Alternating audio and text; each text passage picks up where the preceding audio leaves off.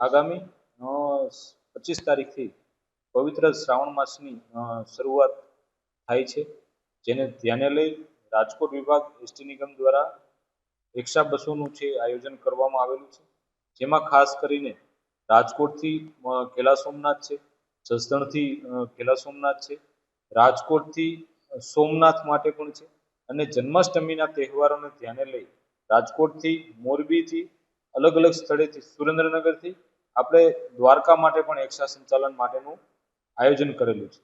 સાથે સાથે મુસાફરો આ દરમિયાન અમારા જીએસઆરટીસીમાં ઓનલાઈન રિઝર્વેશનની પણ સુવિધા આપવામાં આવેલી છે. તો www.gsrtc.in અમારી વેબસાઇટ છે, એની ઉપરથી બુકિંગ કરી શકે છે. મોબાઈલ એપ્લિકેશન છે જીએસઆરટીસી ઓફિશિયલ, એના ઉપરથી પણ ઓનલાઈન રિઝર્વેશન મેળવી અને પોતાની ટિકિટ છે એ કન્ફર્મ કરી શકે છે. તો આ તહેવારો દરમિયાન છે એ રાજકોટ વિભાગ દ્વારા છે ટોટલ 3 જિલ્લાની અંદર રાજકોટ, સુરેન્દ્રનગર અને મોરબી આ ત્રણેય જિલ્લાને થઈ અને 50 જેટલી રિક્ષા બસોનું પણ આયોજન કરવામાં આવેલું છે.